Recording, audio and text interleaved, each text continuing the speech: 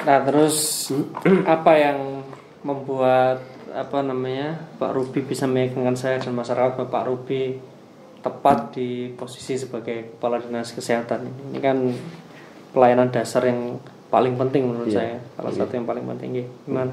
Iya, terima kasih Pak Mati. Jadi alasan kenapa saya memilih seleksi ini di dinas kesehatan, memang kami ingin, karena selama ini mulai lahir katakanlah begitu, kami di Dinkes ini termasuk di dalam perjalanannya ini pernah di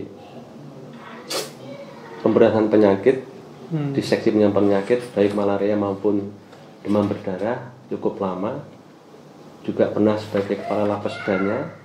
Kami sempat merintis Labkesda itu mulai hanya 2 orang stafnya, Pak. Itu pun terbatas untuk lab keseling. Nah, pada saat kesehatan lingkungan, saat itu kita kembangkan, terus sampai akhirnya kita mengembangkan ini unit kegiatan, termasuk untuk klinik laboratorium klinik kesehatan. Itu kita kebetulan kami yang bersama dengan Pak Ubed waktu itu didorong untuk mengembangkan itu. Alhamdulillah sampai sekarang sampai bisa UPTD itu. Berikutnya setelah di Labkesda, kami dipercaya oleh Pak Bupati waktu itu sebagai kepala bidang pelayanan kesehatan yang saat ini ditemani Pak Dr. Rafiq, mulai 2011 awal sampai dengan akhir 2016 kemarin. Selanjutnya kami dimutasi di per Januari 2017 di PKPLH itu sampai dengan Desember 2019. Kabid juga ya? Iya, Kabid PPLH itu. Jadi jabatan tertinggi menjadi Kabid? Iya, okay. Kalau Kabid sama sekarang jadi apa? Kepala bagian. Kepala bagian itu tinggi mana? Kalau itu secara eselonering ini tinggi di kepala bagian, Pak. Oh, kepala kalau bagian. Di bidang itu kan eselon 3B. Nah, kalau ini 3A sekarang ya? 3A. Oh iya, berarti itu meningkat ya. Okay. Oh, jadi sebenarnya basicnya kesehatan masyarakat, kemudian Labkesda, kemudian masuk ke PKPLH dulu, ya sedikit banyak fisiknya, tetapi tetap urusannya juga lingkungan kesehatan lingkungan juga. Kesehatan lingkungan, Pak. Nah, visi apa? Bukan visi apa? Cita-citanya apa ini mendukung visi misi pemerintah pusat ini kan kita isunya yang BPJS jebol lah, kemudian pelayanan kesehatan yang kurang baik, terus kemudian kesadaran pola hidup sehat masyarakat yang belum.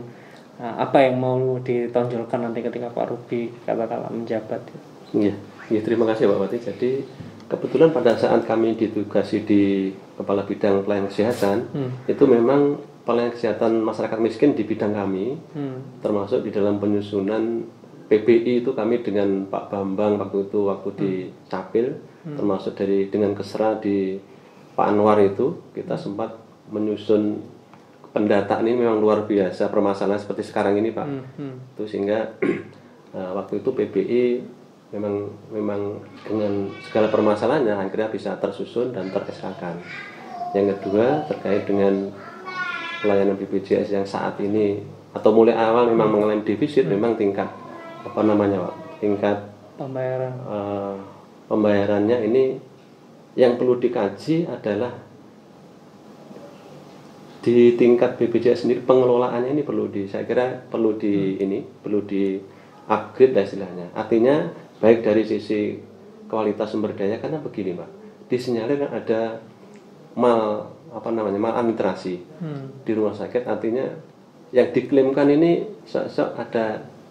ada moral hazard, sehingga di BPJS sendiri ini harus betul-betul ditingkatkan kualitas SDM-nya untuk bisa menilai bahwa ini benar dan tidak. Dan kalau untuk kasus Trenggalek, bagaimana kita bisa menekan bahwa orang-orang di Trenggalek jangan sampai punya moral hazard seperti itu? Nah, tentunya kalau kita bicara moral hazard, sebaik apapun sistem itu kalau tidak didukung dengan imtak yang baik, ini sulit. Sehingga kalau kami dalam rangka hal seperti itu, ya tentunya untuk peningkatan peningkatan pemahaman baik masyarakat maupun pelaksana pelayanan ini harus betul-betul kita tingkatkan. Yang pertama komitmen dari petugas ini sehingga tidak ada niat jelek untuk melakukan hal-hal yang tidak benar. Itu kan kadang-kadang itu perlu. Niat jelek itu kan karena ada kesempatan. Nah, untuk mempersempit kesempatan itu kita bisa ciptakan sistem yang seperti dengan apa? Sistem. Artinya itu tadi sistem sudah ada, tinggal pengendalian istilahnya. Pengendaliannya harus betul-betul diperketat lah, dilaksanakan dengan baik dengan contoh mana yang perlu dikendalikan, apa di rumah sakitnya atau sejak di puskesmasnya untuk kalau yang selama ini informasi yang saya dapatkan kan banyakan di rawat inap Pak, yang menyedot dana yang cukup besar tuh di rawat inap. Kalau di puskesmas dengan apa namanya sistem kapitasi itu saya kira bisa mendukung untuk kegiatan yang UKM. Sedangkan untuk pelayanan secara pelayanan kesehatan di rawat inap ini saya kira juga sudah cukup dan tingkat moral hazard itu sangat kecil Pak. Ini yang kebetulan waktu juga kami yang menangani di saat itu saya di Yankes itu evaluasi dengan BPJS itu disampaikan yang lebih besar memang terjadi di pelayanan rujukan. Kalau sudah dirujuk di rumah sakit, di rawat inap, apa yang dimainkan di rawat inapnya dan bagaimana cara mengatasinya? Biasanya dari sisi terapi. Ini yang agak kemungkinan terjadi terapi. Jadi obat yang diberikan ini menelan dana banyak karena memang seharusnya itu dengan obat-obat yang ada di apa namanya generik atau obat yang untuk pelayanan minimal maskin itu ada Pak, ada sendiri. Apa namanya lupa saya. Jadi tidak boleh keluar dari itu kan. Nah, sampai keluar dari itu otomatis kan menyerap dana banyak. Pengajuan klaim tidak sesuai dengan seharusnya. Protokol pengobatannya kan sudah ada. Kalau sakit A, obatnya ya ini. Tapi kebanyakan memang masyarakat kan tidak keluar dari itu. Iya, masyarakat menuntut pengobatan lebih. Nah, sehingga dua-duanya memang harus di ini Pak. Baik masyarakatnya juga pelayan kesehatannya ini yang perlu kita dengan tidak bosan-bosan memberikan edukasi. Ya, kalau kayak begitu kan sebenarnya saya mengartikannya bukan maladministrasi, tetapi paket pengobatannya sekian, tetapi ekspektasi pelayanannya sekian, sehingga kemudian biayanya jadi membuka sekian. Artinya sebenarnya karena memang sudah ada protokol pengobatan itu yang harus dilakukan, mestinya seperti itu. Itu yang disampaikan petugas BPJS seperti itu. Sementara di pihak lain petugas verifikasi istilahnya, di verifikasi di BPJS itu dari sisi kapasitas kurang sehingga kalah dengan dokter spesialis itu tidak bisa untuk men-stressing itu. Karena nggak punya background kesehatan. Nah, itu yang saya amati waktu itu seperti itu. Ini atau betul-betul sama-sama. Tapi kuncinya ya tadi dari niat baik dari SDM-nya. Itu. Terus kalau secara umum di Kabupaten Trenggalek ini untuk peningkatan kualitas kesehatan, karena di sini saya melihat panjenengan lebih banyak nyoroti masalah stunting. Iya. Terus kemudian terkait dengan 1000 hari kehidupan pertama dan lain sebagainya. Kenapa tema ini yang mau diangkat Pak Ruby? Terima kasih Pak Wati. Jadi permasalahan stunting kan menjadi isu nasional, permasalahan nasional yang harus itu ditangani secara baik.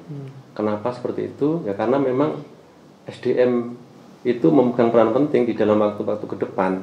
Kalau pertumbuhan sejak awal ini sudah tidak baik, otomatis di suatu saat pada saat dewasa produktivitas pasti akan terdampak. Nah, bagaimana caranya? Mau melakukan apa emang sama stunting ini? Jadi gini, sesuai dengan data yang ada, seperti yang saya cantumkan di situ, di Trenggalek ini kan angka stunting menurut Riskesdas di 2018 terakhir itu kan masih cukup tinggi, masih 39, sekian. Padahal target nasional kan tidak boleh lebih dari 20%. Nah, itu menurut Riskesdas, sehingga itu menunjukkan bahwa permasalahan stunting di Trenggalek ini harus mendapatkan prioritas. Nah, setelah itu, sebelum melangkah ke action, saya melihat dari data yang ada di tahun 2019 itu kan ada tahapannya di dalam program penanganan stunting, ada rembuk stunting ya, yang melibatkan stakeholder lengkap. dan itu diperoleh data bahwa ternyata di 2019 itu ada 25 desa fokus stunting. Dengan indikator itu banyak sekali itu. Salah satunya kita lihat di 25 desa ternyata salah satu faktor yang tidak bisa dipandang remeh itu tentang kualitas kesehatan lingkungan. Jadi 25 desa ternyata hanya 6 desa yang sanitasinya layak. Ini data tidak bisa Nah, sehingga saya punya, dan itu kita kaitkan dengan teori yang disampaikan WHO bahwa kualitas higien sanitasi lingkungan yang terdiri atas air bersih, jaman sehat, dan cuci tangan pakai sabun itu bisa berdampak menurunnya 2-3% produk domestik bruto. Itu yang pertama. Yang kedua, WHO juga menyampaikan masalah stunting ini tadi disampaikan tidak hanya sekedar kita mengelola dari sisi, katakanlah kalau di situ intervensi spesifik, itu terkait dengan pelayanan kesehatan spesifik. Kalau yang sensitif itu salah satunya adalah kegiatan kesehatan lingkungan. Nah, dengan data tadi saya analisa bahwa ternyata untuk menangani stunting tidak cukup dengan pelayanan kesehatan yang sudah terlaksana di negara cukup bagus. Tapi dari data itu ternyata ada faktor kesehatan lingkungan yang sangat berpengaruh. Artinya apa? Artinya tidak hanya di sisi kuratif, sisi kuratif, tadi usaha pencegahan terkait dengan lingkungan ini luar biasa, Pak. Maksud saya gini, kan ada istilah kalau kualitas air jelek, kualitas pelayanan di bidang jaman keluarga ini masih kurang, data itu ada sekitar 30% yang belum memakai akses jaman sehat, itu kan dampaknya nanti akan ada penyakit infeksi. Lah, anak berapapun dikasih makanan, tapi kalau dari kualitas airnya kurang baik kan ada semacam gangguan, karena memang minum air yang tidak sehat terjadi yang namanya tadi saya sebutkan di situ inflamasi usus. Itu kan usus itu kan tempat penyerapan. Nah, sebenarnya makan yang dimakan kan untuk pertumbuhan, tapi karena ada infeksi sehingga dipakai untuk mengobati yang infeksi itu, sehingga pertumbuhannya terganggu. Nah, ini ternyata kalau saya menilai angka-angka seperti itu,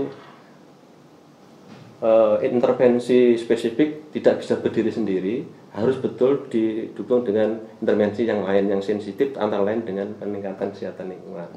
Itu yang saya kembangkan di tulisan itu, Pak. Oke, Pak Rufi. Jadi ide besarnya sudah saya tangkap, dan pembicaraan kita ini direkam, Pak Rufi. Dan otomatis kalau Pak Rufi menduduki jabatan tersebut nanti menjadi kontrak kinerja kita, sehingga saya dan juga masyarakat yang menyaksikan ini bisa ikut sama-sama mengingatkan dan kita mengevaluasi. Itu ya, Pak Rufi. Ada pesan terakhir yang bisa disampaikan sebagai penutup ke kamera mungkin? Terima kasih, Pak Bupati. Intinya keikutsertaan saya di dalam proses seleksi terbuka ini tidak semata-mata mencari jabatan. Terus terang saya tidak ada niat seperti itu. Saya hanya ingin mengabdikan kemampuan saya yang seperti ini untuk masyarakat Trenggalek. Itu apa yang bisa kami sampaikan, terserah dari pimpinan kami termasuk Pak Bupati. Kalau memang saya dipandang mampu ditunjuk, saya tidak boleh menolak. Tapi kalau tidak tidak ditugasi untuk itu, ya harus dengan hati yang lapang, bisa menerima kebutuhan apapun. Toh pengabdian tidak hanya di tempat itu. Karena itu yang mungkin bisa kami sampaikan, Pak.